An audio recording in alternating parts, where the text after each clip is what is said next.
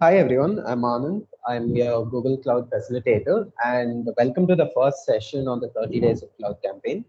Over here, I have with me Keertana, who's the DSC lead of NIT, and Rakesh as well, who's a technical council member. And so in this first session, we'll be covering a few things and hopefully it'll be a short session. And in this session, first we'll be giving an introduction to 30 Days of Clouds. Just in case some of you don't know what the program is, how you can go about it, and so on. We'll be having a short look at the rewards that you get for the students that are participating and successfully complete this program. Then we'll look at Qwiklabs platform setup because a few of you are having issues with the platform itself and not getting the monthly subscription that you have to. And finally, to close off the session, we will be looking at the challenge lab of the first quest that is present in the 30 Days of Google Cloud program. So after all of this, we'll finally be having a short Q&A session for all of us to clear up any doubts that we have. So moving on, what is 30 Days of Google Cloud?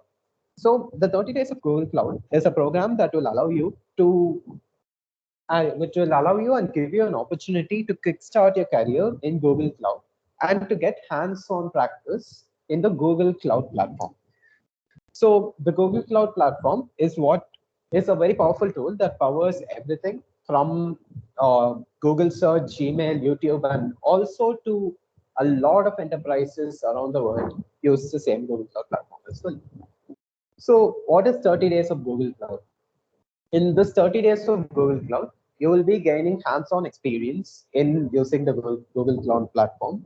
You'll be getting in-demand skills that exist in the world of cloud and cloud architecting and so on. And finally, you will also be able to share all of the accomplishments that you make in these 30 days. You'll be given some things called skill badges, which I'll get to in a while. And you will be able to easily share them on your LinkedIn, your resume, wherever else you want to. All of that will be made easy by the Qwiklabs platform that will be having this 30 Days of Google Cloud on. So the contents of the program is very simple. There are two tracks and you can enroll yourself in either one track or you can do both the tracks that exist. So the first track is cloud engineering. Cloud engineering deals with things like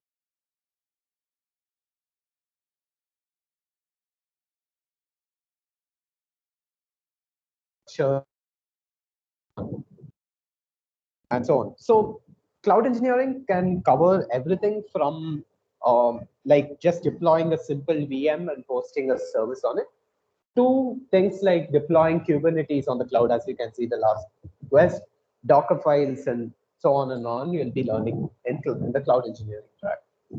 Second, there's the data science and machine learning track. In this track, you'll be learning some key concepts of machine learning themselves. And you will also be learning how to actually deploy your machine learning models on the cloud, how to train your machine learning models with the cloud, and so on. Finally, you'll also be looking into some machine learning APIs that Google Cloud itself provides. These includes things like speech APIs, image recognition APIs, translation APIs, and so on, which you can integrate into your applications very easily to, get get the power of the cloud in a very simple application that you want. Right. So moving on, what are skill badges? So this entire 30 days of clouds, as you can see, is divided into two tracks, and each track has these 6 quests.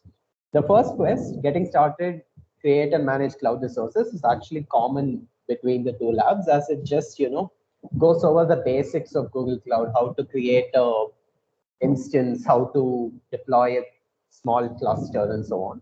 So this track is actually common. And for finishing each of these 6 quests, you will be receiving what is called a skill badge. At the end of the quest, there'll be something called a challenge lab. And once you finish the challenge lab, you'll be receiving the quest set. You'll be receiving the skill badge to show that you have finished the quest. And these skill badges can be easily added to things like your LinkedIn, your resume, and so on. So at the end of 30 days, we are looking for learning, building, sharing, and growing so that we all become cloud proficient and everyone benefits from the program as well. So finally, if not skill badges, what rewards do you get for completing the program itself? So it's simple. If you're completing either one track, that is track 1 or track 2, all the 6 quests in each, you'll be receiving one Google Cloud t-shirt and a set of stickers that, as you can see, but the actual stickers and t-shirt, etc. might vary. If you complete both tracks, you'll be receiving those, that is the t-shirt and the stickers, plus you'll be also receiving a laptop bag and a zipper. So yeah, so that's it. And moving on, Qwiklabs platform setup. So as you would know, or if you don't know, Qwiklabs is the platform that we'll be using for the training during the 30 days of code. And what Qwiklabs is a platform which contains a lot of labs which pertain to cloud and cloud resources and so on. And it allows you to work in a real cloud environment to, run commands and so on, so that you're able to orchestrate the cloud. So there is a specific setup that you'll be doing with Qwiklabs. And if you had registered in the Google form, you would have received an email along with a confirmation code that for Qwiklabs. And entering the confirmation code, you will be receiving a few credits in your Qwiklabs account. And once you receive the credits, you can use those credits to complete the first lab in the first quest. That is a tour of Qwiklabs and Google Cloud. After you complete this quest, you will be receiving a monthly subscription. You might have to wait around a few minutes for this thing to activate. But once the monthly subscription is active, you will be able to do the other labs using this subscription. And you'll be able to complete the 30 days of code. And finally, there's one more thing. Qwiklabs has a limit sometimes that you can do a certain lab only 4 or 5 times. If you are not able to complete a lab and it takes those many attempts, and you want to complete said lab, but it gets blocked, you can always email their customer service and they will unblock it for you. So here's their customer service email address specifically for DSC, which is dscsupport@qwiklabs.com. You can contact this email address in case you have any, queries or you want to unblock anything. You can do that as well, and this will work. So yeah, finally getting to this session's main agenda, which is to go over the challenge lab in the first quest, which is create and manage cloud resources. So let me just get out of this PowerPoint presentation. Yeah, give me a second. So this is our instance. Right. So if I go to the 30 days of Google Cloud event page, which is events.withgoogle.com/30 days of Google Cloud, you must have received this link. And you scroll down, you'll be able to see the entire syllabus for the 30 days of code, along with each of the skill badges that you have to get. Each of these skill badges are quests, and at the end, you'll have a challenge lab in them. So if I go to the first one, you'll be able to see that this is the quest that I need to complete. And this create and manage cloud resources quest, like every other, has around 5 labs, which is a tour of Qwiklabs and Google Cloud, creating a virtual machine, and so on.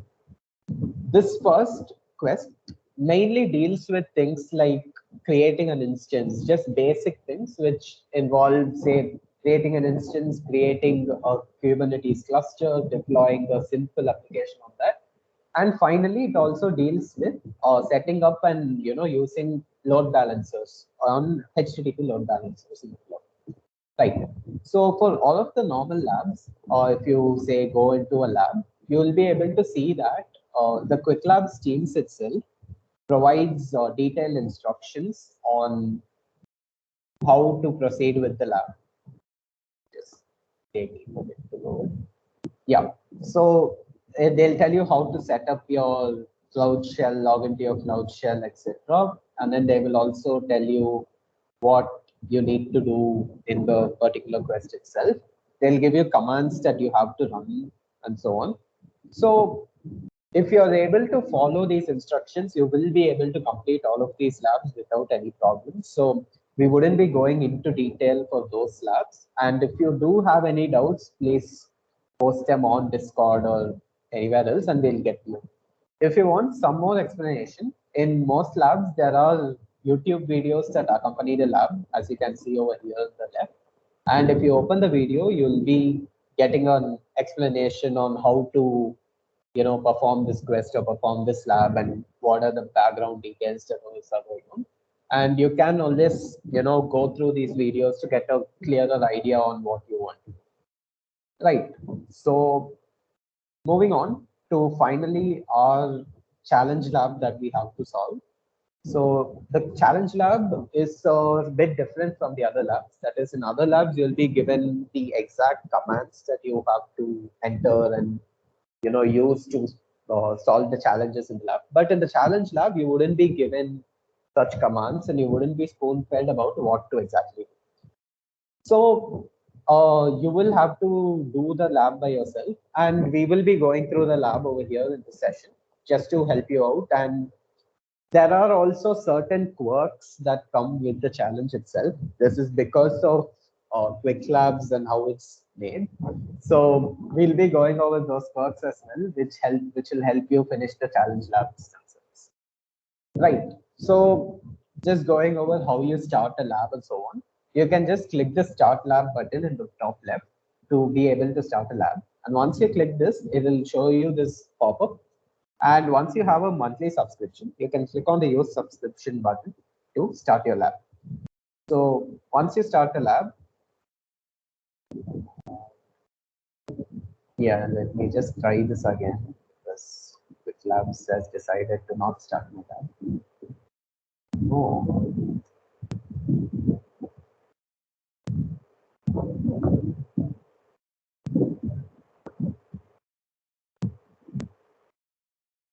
Yeah, so once the lab is started, it might take up to a minute to provision cloud resources and so on.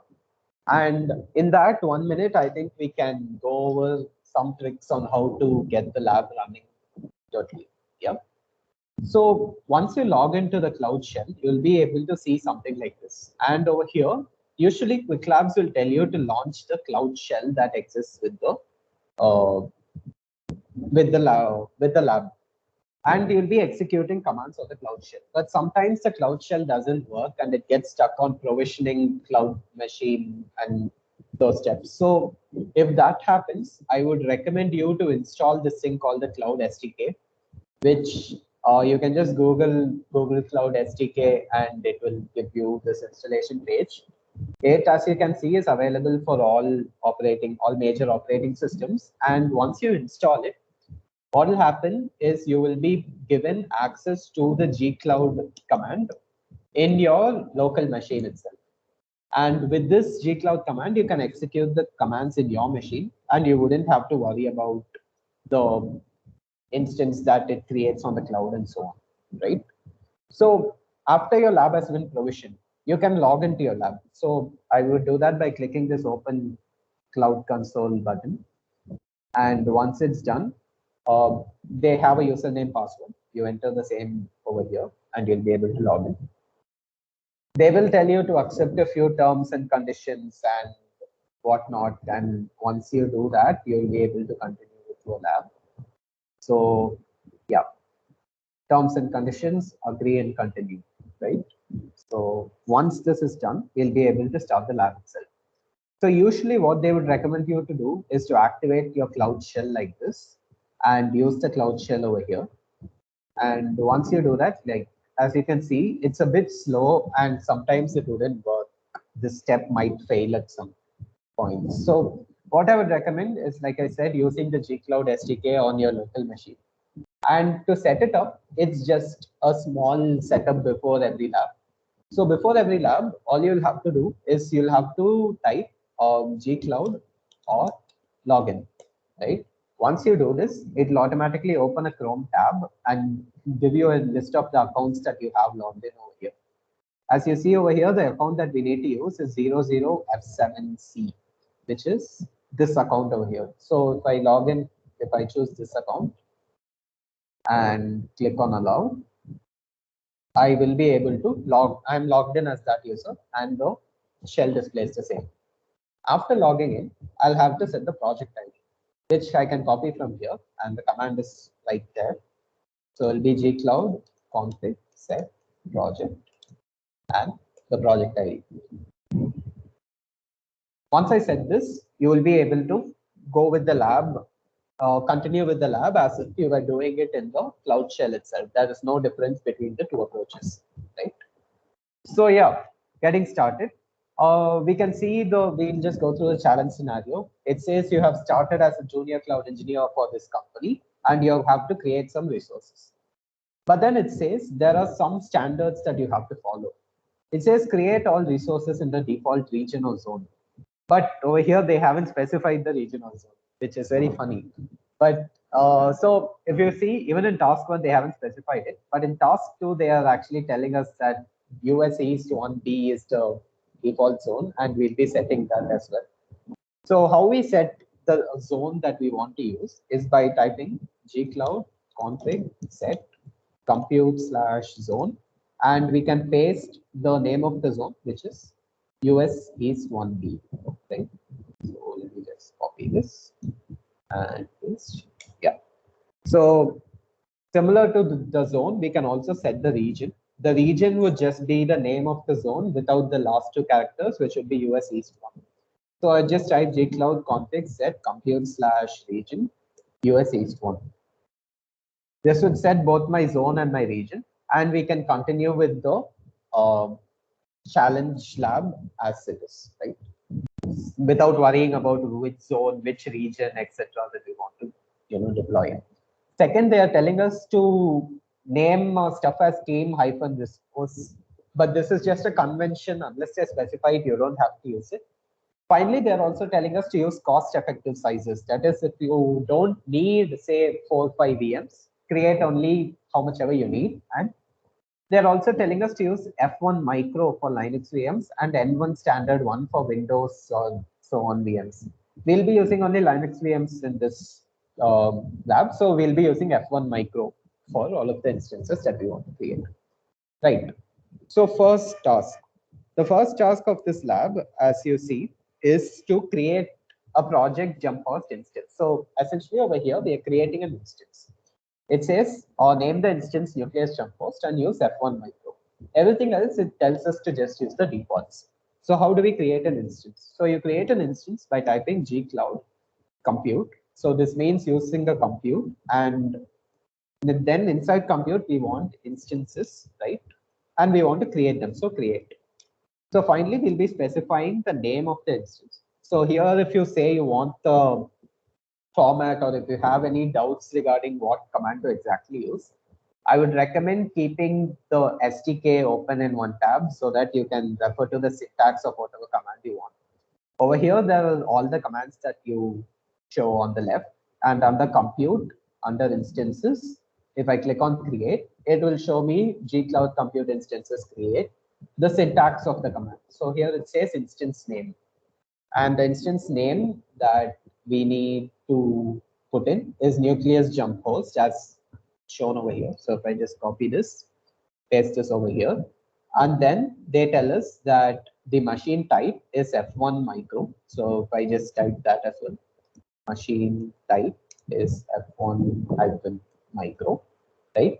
And everything else is default. So if I just press enter, it should take around 10-20 seconds, and it should create the VM for us in the right zone, right region, because we have set it, and with the correct machine type. So yeah, so once it's created, you'll be able to see the status. As you can see, name is this, zone is correct, machine type is correct, everything is correct, and it's running. So if I click on check my progress, yeah, it'll take a few seconds, but you can see that it says assessment completed, which means we have completed the first task and we can move on to the next one. Right. So the second task in this challenge lab is to create a Kubernetes service cluster and So to limit to, yeah. So essentially it says if we do something wrong here and we want to recreate the cluster, you have to delete the old one first. Otherwise the lab might end because you're using too much resources. You can ignore that if that will be right. So yeah, so first we'll have to create a cluster, and then we'll have to host this image on the cluster.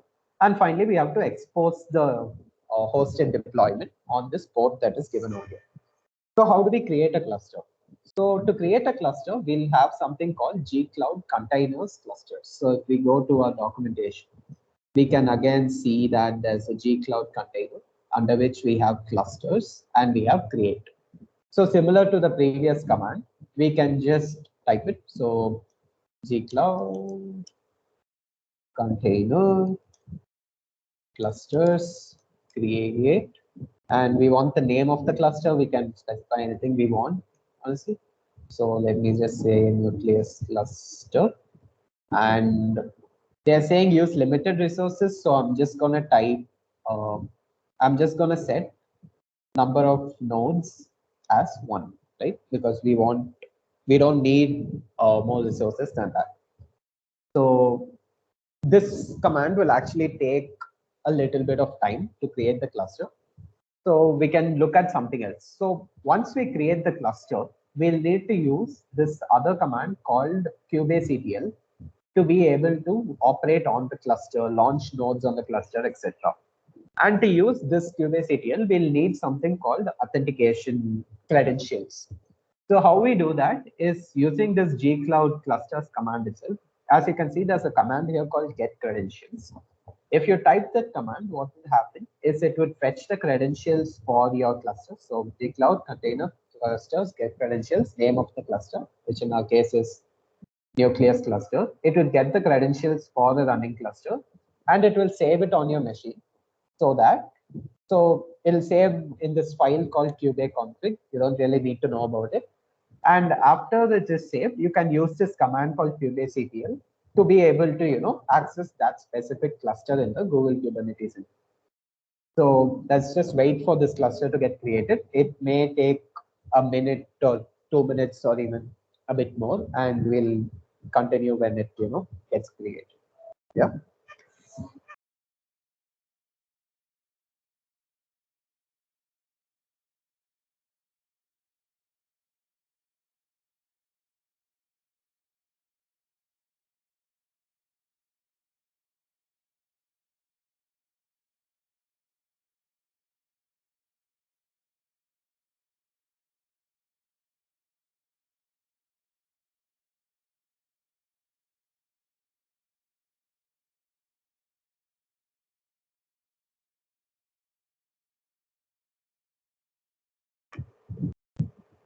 And yeah, you can like ignore all of the warnings that are given over here. It's fine.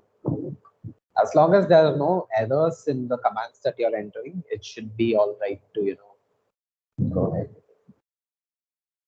But again, if you need any detailed description on what this warning is, you can always Google it, or you can read the documentation that's present over here, and it will give you a better example. Like for this itself, like you can see the credentials are returned to this or to this environment variable, etc. Right. So let's just wait for this. It takes a while. Yeah. So as we can see over here, it's done. And it says this nucleus cluster is running in the correct location, etc. So we can run our get credentials command that we just saw over here. So Qcloud container clusters get credentials, and the name of our cluster, which is nucleus cluster.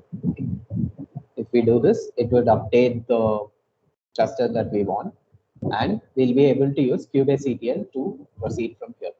So what does it say? It says use the Docker container, this container, to create a instance. So what do we need to do? We can see over here in kubectl's documentation, there's this command called create, which will help you, create a deployment. So you do kubectl create deployment, and whatever name you want. So nucleus deployment, right? And you just have to specify the image that you have to use, which they have given over here. Yeah.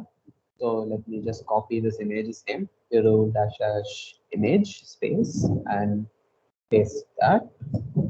And if you run this command, it should create the deployment that we need. And finally, we'll have to expose the app on the given port. So similarly, you'll use kubectl for that as well. There is an expose command, as you can see. So you'll do kubectl expose deployment, whatever nucleus deployment, right? And so over here, they have specified two things. First is they have specified that the port should be 8080. So let me just type port 8080. Finally, they have also said expose the app. So exposing the app would mean you'll have to expose it to an external IP address. So how you do that is you'll have to set the type of um, exposing. So you'll put the type as load balancer. So if you put load balancer, you'll be able to expose it to an external IP address. So if I just type this, yeah. So if I just type this, it says that the service has been deployed. And if I want to see what services are there, or what is running, we can just do there's a get command in kubectl as you see over here. So you do kubectl get services, right? It says service slash nucleus deployment. So if you put services, you'll be able to see that nucleus deployment is there, but external IP is pending. It might take a while. So once we receive an external IP, we'll be able to check the progress over here. So I just check it. Yeah. So it says that our assessment has been completed, which means we have finished task 2 as well. And yeah, we can move on to the next task. Okay. So the third task is a long task, and we'll have to set up an HTTP load balancer. This is actually very similar, almost step by step, to the previous fifth lab in this course, which is over here. Yeah, fifth lab in this quest, which is yeah. Fifth lab in this quest is to set up network and HTTP load balancers. This task is actually very similar to that lab. So we'll be doing something similar over here. So if I just clear my screen, it'll be fine. Yeah, sorry. Yeah, so we can see some things over here. So first it says we'll be serving a site via Nginx web servers, but we want to ensure that the environment is fault tolerant. So we'll want 2 web servers or so on. And we'll need to create a load balancer with a managed instance group, right, of these 2 servers and so on. So they have given us a code to configure the web servers, which is over here. As you can see, what this code does is it writes to a file called startup.sh, and it writes the following. It writes apt-get update, apt-get install nginx, and it starts the nginx service, right? So yeah, so what we have to do is first we'll be running this command that they have given to us itself. So let me just go on to a temporary folder, right, which is empty. Yeah. So if I just type this, if I just copy paste this code that they have given to us, we can see that it creates a file called startup.sh, which we can use as a startup script once we create the instances that we need. So over here, they're giving us kind of complicated steps. They're saying create an instance template. Then they're saying create a managed instance group, create a firewall to allow traffic to that group, create a health check, use a backend service, use a URL map, and then create a forward group. So there is a diagram that we have created for explaining this in a easier way. So first, we'll need something called a managed instance group. What a managed instance group is essentially a group of compute instances similar to the ones we created in the task 1, right? And to create these compute instances, we can use something called a compute instance template, which is what they ask us to create in the first step. So we'll get started with the compute instance template itself and then move on to, everything else. So similar to instance, we can use the same similar command to create the compute instance template. I've listed the commands on the right over here as well. I'll share this diagram with you later. So if I just do gcloud compute and then type this, which is instance templates create, right? And whatever name I want to create the template with. So I'll just put web server template, yeah, because it's a Nginx web server. And finally, we can also mention things like machine type, etc., which we did for the normal instances. They have told us to use an F1 micro. So we'll do machine type as F1 micro, right? And we'll also have to specify the script that is used to start up the instance. So we'll do there's a command called metadata, which will allow you to do say things like startup script equal to whatever script you want. But in this case, we have a file, so we can say metadata from file, right? And then we can put startup script equal to startup.sh. This will use the startup script from that file itself directly. And finally, we can also make sure that all of the instances that are created through this have a tag that we can use to configure all of the instances at the same time. It will be helpful for us later on, right? So we can just specify tags and anything that we want. So we can say nucleus web server, right, as the tag that is associated with this instance template. So if we press enter, this will create the instance template itself, and we can continue.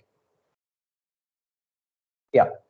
So as the instance template is created, we can go on to the next step from the bottom, which is to create the managed instance group.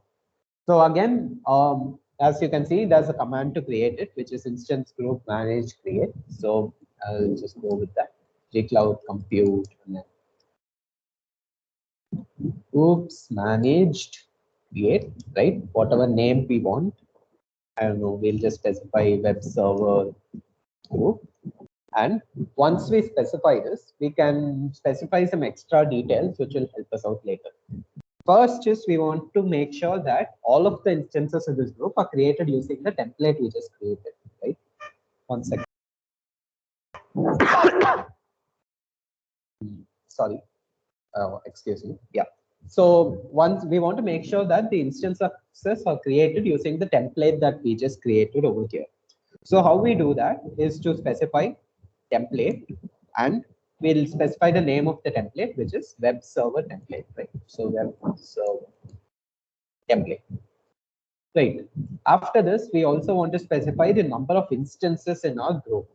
In the challenge, as you can see, it says we have to create 2 servers. So we can specify size 2 to create 2, instances that are in the managed instance group.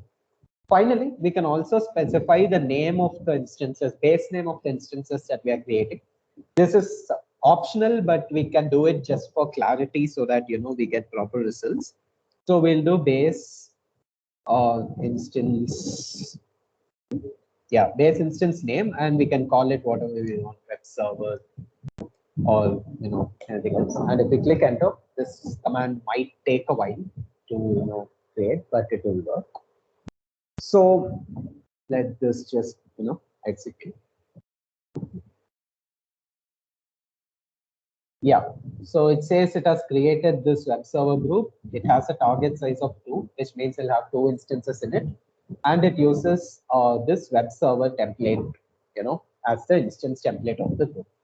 So next we'll have to run this command called instance group manage set name ports. What this command does is we are hosting HTTP servers over here, right? So we want to make sure that the instances have a service running on them called HTTP. So, and using the port 80. So how we'll be doing that is using the set name ports command. So we'll be doing gcloud compute instance groups managed set named ports and whatever the name of our instance group is, which in our case is web server group, right? So once we do this, we have to specify the name ports that we want to expose. So on the next line, we'll put named ports, and after which we'll follow it with the ports. So we want a service called HTTP. So HTTP in all small, colon the port that we want it to use, which is 80, right? So if we run this command, it'll make sure that in all of the instances, this service is created on port 80, right? So then what we'll have to do is we'll need to make sure that once these instances are running, we should be able to access these instances from the outside world. How we'll be doing that is we'll have to create a firewall rule to allow connections to the instance. So how firewall works usually in Linux is that all ports are by default blocked. And if we want to unblock a port, we'll have to create a firewall, which is what we'll be doing next with this command called firewall rules create. So we'll be doing the same. So gcloud compute firewall rules create, and whatever name we want to give to the firewall rules. So web server firewall, right? And we'll want to make sure that we allow the correct ports that we want. So we want port 80, and HTTP uses the protocol called TCP. So we'll be using allow TCP, which is the protocol that we want, colon 80, right? And finally, we want to make sure that this firewall rule applies for all of the instances that we create.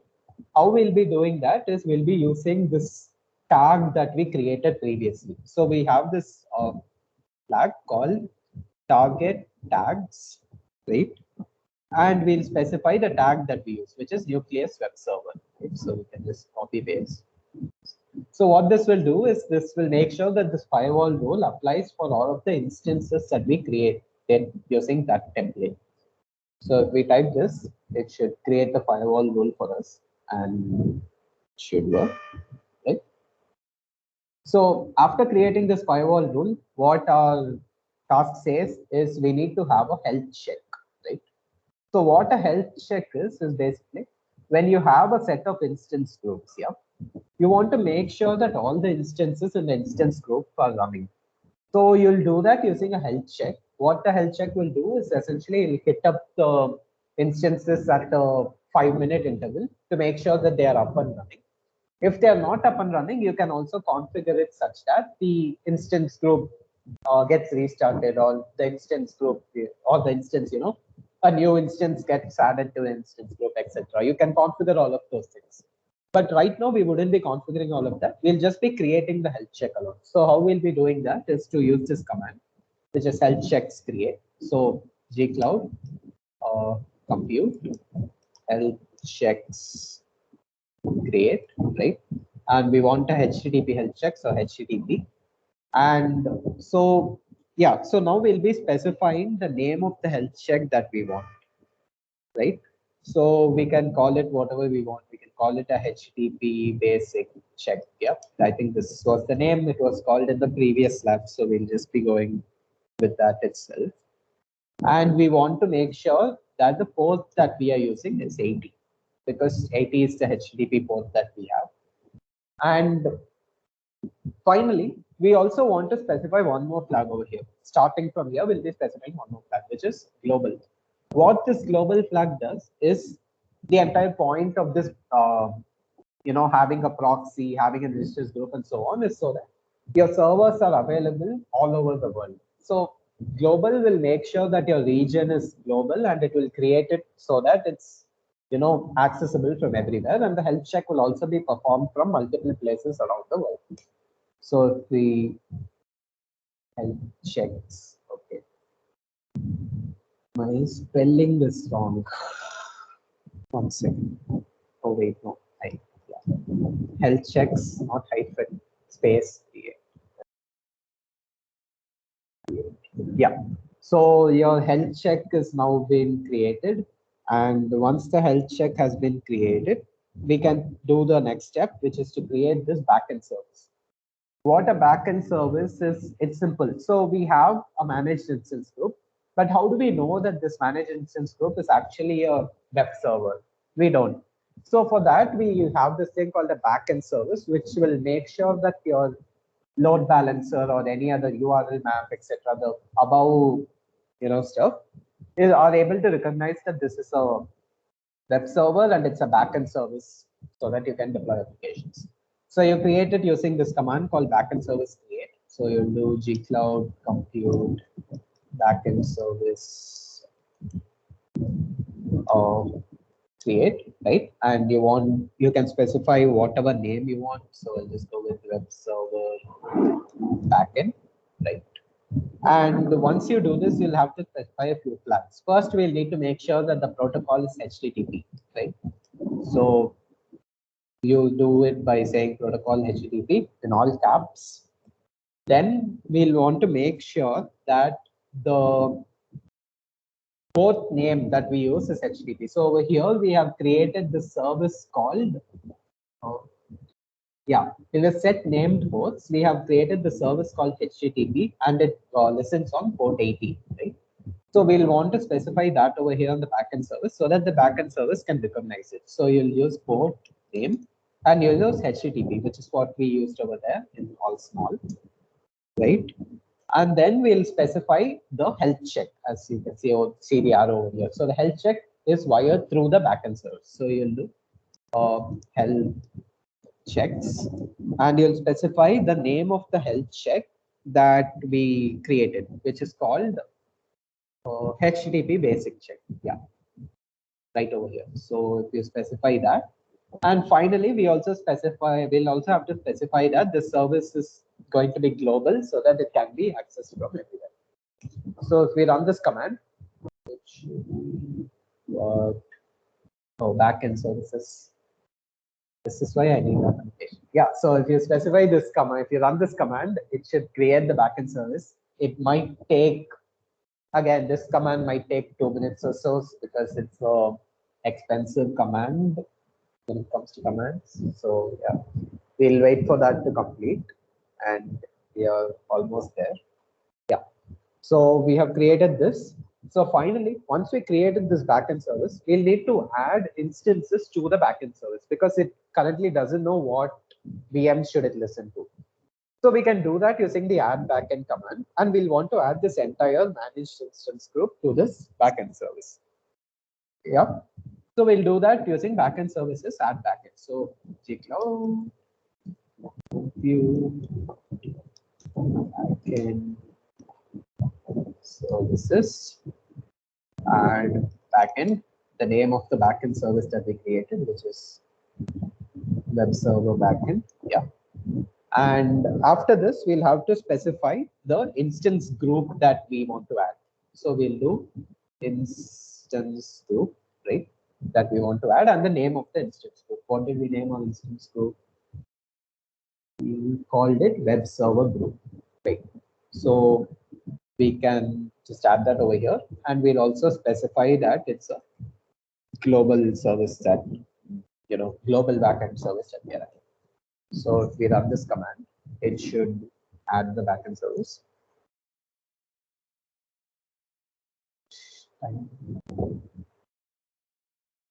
We have half an hour more.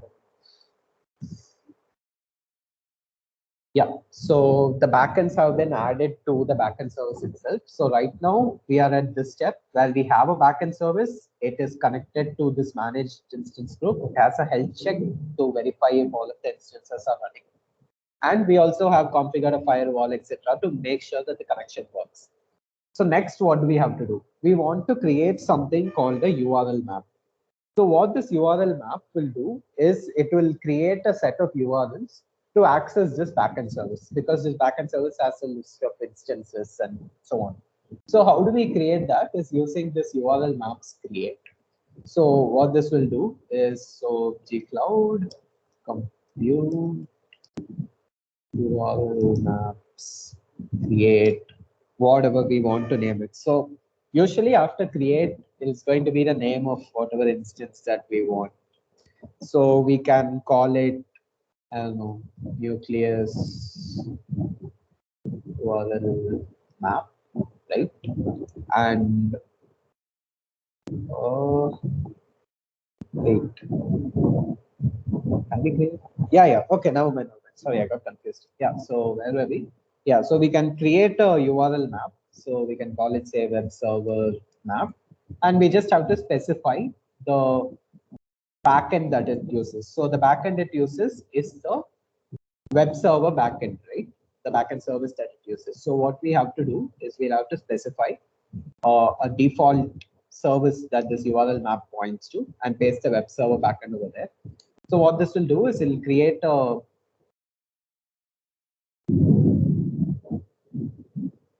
default service saying one thing and typing another.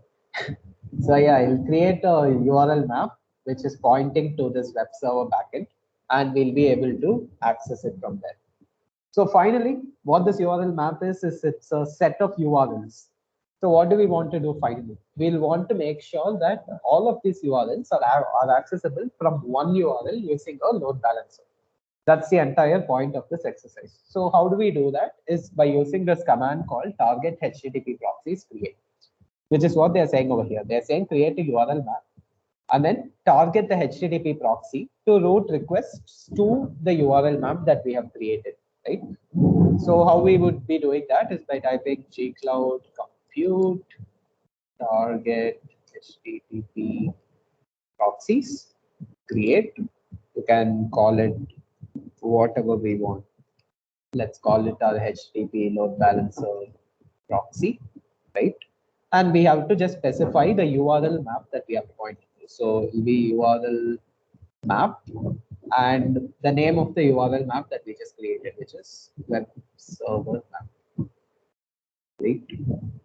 So yeah, URL map, web server map. Yeah. So if we type this command, it should set up a load balancer for us and set up the URL map. So finally, after we have set up everything, we have a load balancer, we have everything. We have to expose this load balancer to an external IP address that is created. How we would be doing that is by using something called a forwarding rule. And this forwarding rule will reserve an IP address for us and will forward all the requests from that IP address to your load balancer. That'll forward to your URL map, which should take you to your backend service, which will take you to your compute instances. So it's a long step, but yeah, this is how we do it. So we'll create the forwarding rules, which is our last step. So go Cloud compute forwarding rules. Create. Yeah, you can press tab to autocomplete if you know you have something. So we can just create a rule called HTTP rule, right?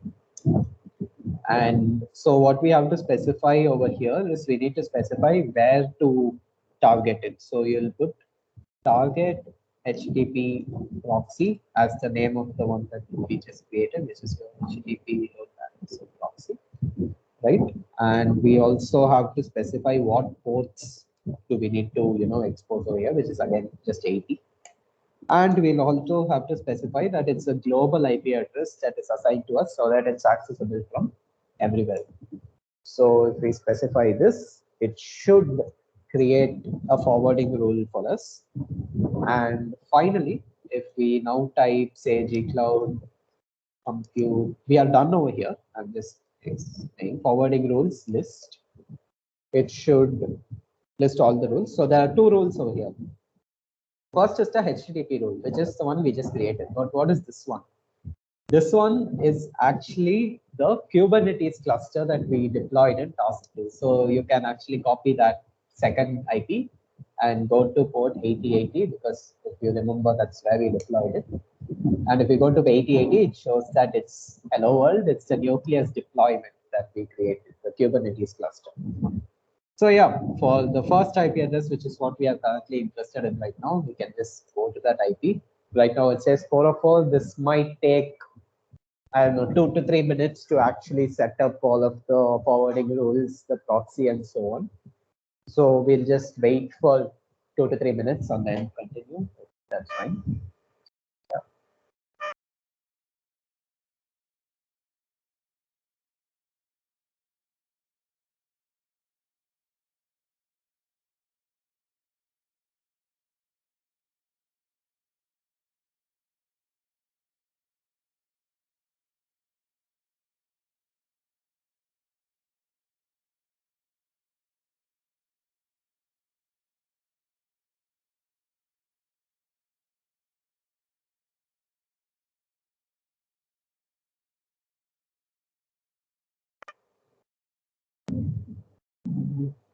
Let's try once more. Yeah.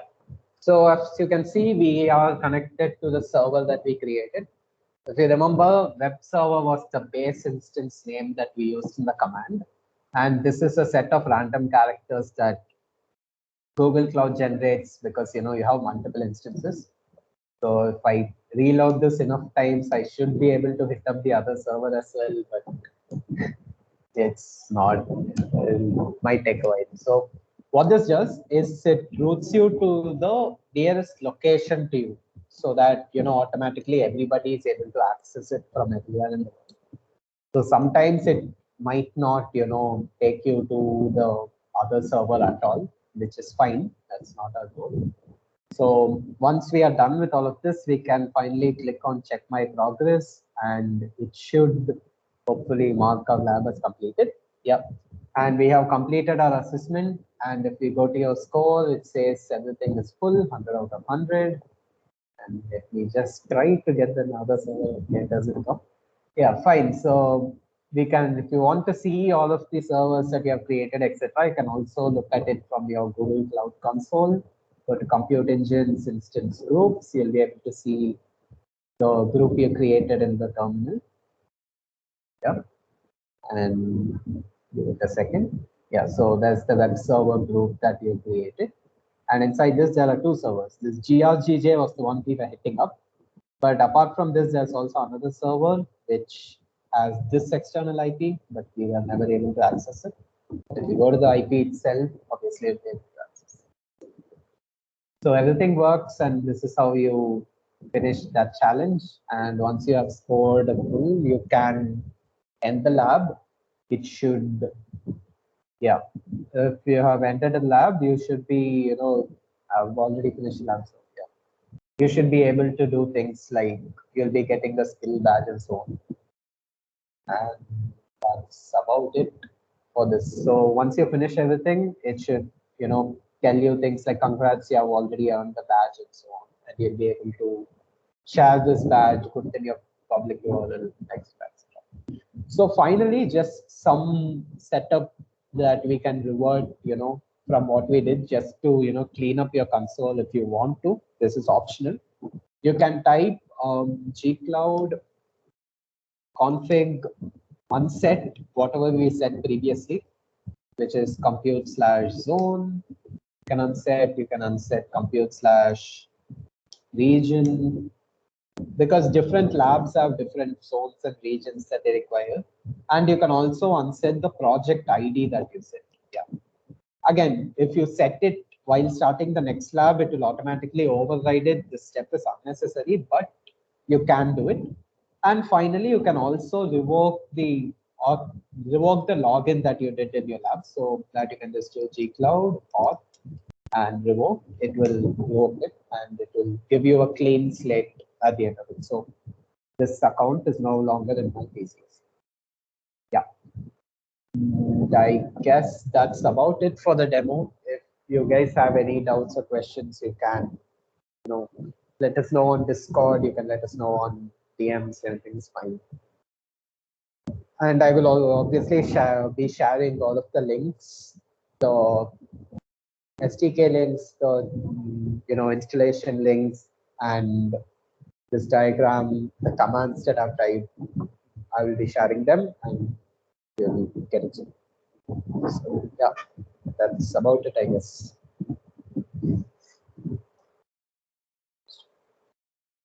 Can we stop the recording?